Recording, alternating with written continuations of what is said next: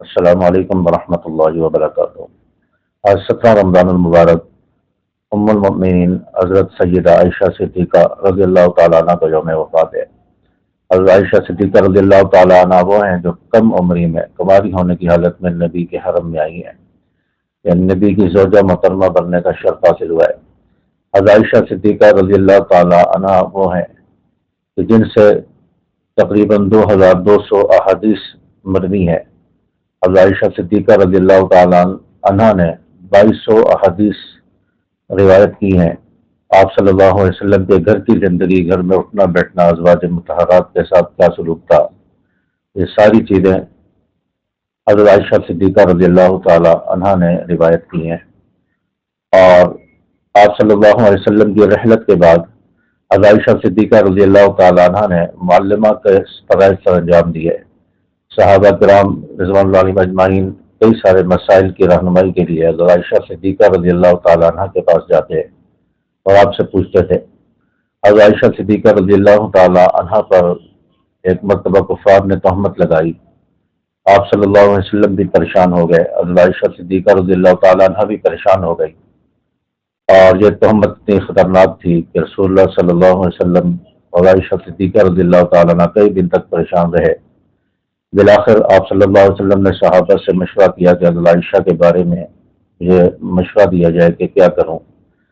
بعض صحابہ نے کہا کہ طلاق دے دیں، بعض نے کچھ کہا، لیکن حضرت عمر رضی اللہ تعالیٰ عنہ کی جب باری آئی، حضرت عمر رضی اللہ تعالیٰ عنہ نے فرمایا، یا رسول اللہ، حضرت عائشہ رضی اللہ تعالیٰ عنہ کے ساتھ آپ کا نکاح کس کی مرضی سے ہوا ہے؟ آپ صلی اللہ علیہ وسلم نے جواب دیا کہ اللہ کی مرضی سے ہوا ہے۔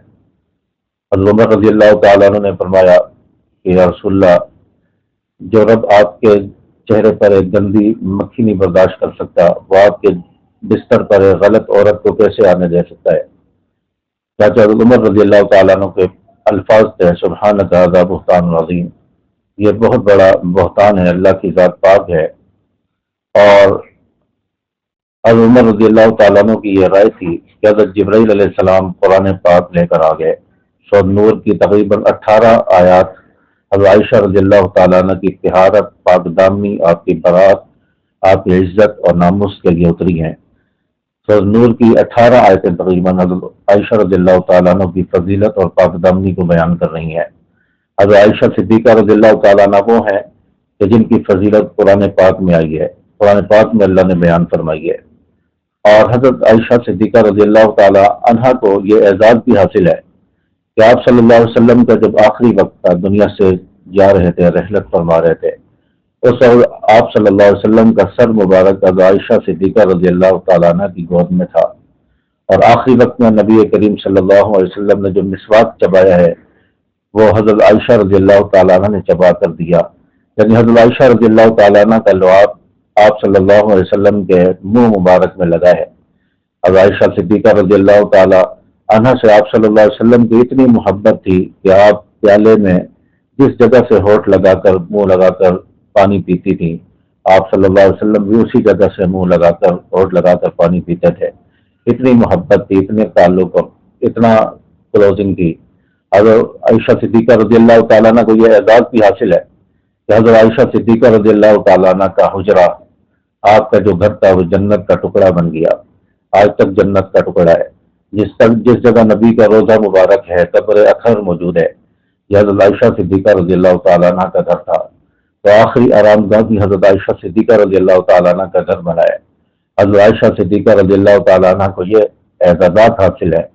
حضرت عائشہ صدیقہ رضی اللہ تعالیٰ عنہ کی وفات 17 رمضان المبارک ہے، اور پھر 17 رمضان المبارک کو غزوہ بدر بھی پیش آیا ہے۔ غزوہ بدر اسلام کا پہلا معرکہ ہے جو کفار اور مسلمانوں کے درمیان ہوا، اور آپ صلی اللہ علیہ وسلم کو مکہ سے جب ہجرت کرنے کا حکم دے دیا گیا، مکہ میں ظلم تھا، بربریت تھی، مصائب تھے، رہنا مشکل ہو چکا تھا، اللہ تعالیٰ نے حکم دیا کہ آپ ہجرت کر کے مدینہ چلے جائیں۔ آپ صلی اللہ علیہ وسلم مکہ سے ہجرت کر کے مدینہ چلے گئے، آپ کے ساتھ صحابہ کرام بھی ہجرت کر گئے، اور اپنا گھر بار، وطن، زمین، جائیدادیں سب کچھ چھوڑ کر چلے گئے، اور کفار نے مدینہ پر حملہ کرنے کا منصوبہ بنایا۔ آپ صلی اللہ علیہ وسلم نے بھی حملے کی جواب دینے کی تیاری کی۔ اتنے میں آپ صلی اللہ علیہ وسلم کو پتہ چلا کہ ابو سفیان تجارتی قافلہ لے کر مکہ کی طرف روانہ ہونے والا ہے۔ ابو سفیان اس وقت تک مسلمان نہیں ہوئے تھے۔ ابو سفیان شام میں ہے اور شام سے واپسی میں مدینہ کی طرف سے ہوتے ہوئے مکہ کی طرف جائیں گے۔ تو آپ صلی اللہ علیہ وسلم نے فیصلہ کیا، صحابہ کرام کو بھی تیاری کا حکم دیا کہ ابو سفیان کے قافلے کو روکنا ہے، اس کو مکہ نہیں پہنچنے دینا، کیونکہ یہ جو مال جا رہا تھا، مال تجارت تھا، اس سے جو وسائل اور انکم آنی تھی وہ مسلمانوں پر خرچ ہونی تھی۔ تو کافروں کی طاقت کو کمزور کرنے کے لیے، ان کو مالی طور پر کمزور کرنے کے لیے آپ صلی اللہ علیہ وسلم فرمایا کہ اس قافلے کو روکا جائے۔ ادھر ابو سفیان کو بھی پتہ چل گیا کہ مسلمان صحابہ میرے قافلے پر حملہ کرنے کے لیے تیار ہیں۔ ابو سفیان نے اچانک نئی چال چلی اور دوسرے راستے کا انتخاب کر لیا اور دور دراز کے علاقے سے وہ نکلنے میں کامیاب ہو گیا اور بحفاظت مکہ پہنچنے میں کامیاب ہو گیا۔ ابو سفیان نے ابو جہل عتبہ شیبہ کو پیغام بھجوا دیا کہ میرا قافلہ صحیح سلامت مکہ کی طرف روانہ ہو چکا ہے اور خطرات ٹل گئے ہیں، لہذا اب لڑائی کی ضرورت نہیں ہے، اب مدینہ پہنچنے کی ضرورت نہیں ہے۔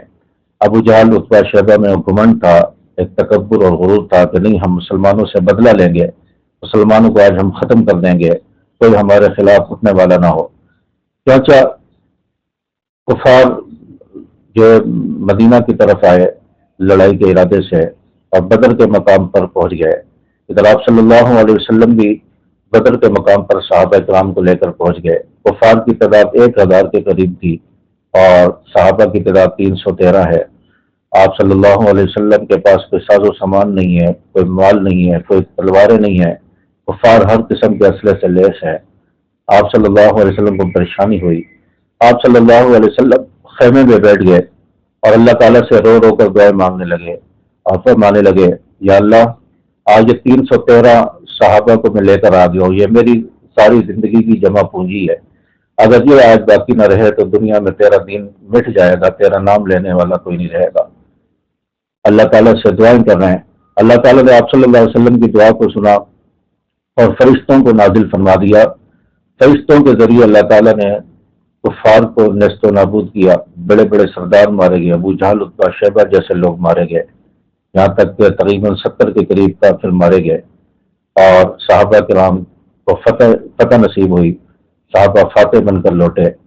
تو یہ اسلام کا پہلا معرکہ تھا جو 17 رمضان المبارک میں پیش آیا، غزوہ بدر، اور روزے کی حالت میں، گرمی کی عالم میں یہ جنگ لڑی گئی ہے، یہ غزوہ لڑا گیا ہے، اور اس میں اللہ تبارک و تعالی نے صحابہ کرام کو فتح عطا فرمائی، کفار کو شکست پر مجبور کر دیا اور بڑے بڑے چوٹی کے ان کے سردار مارے گئے۔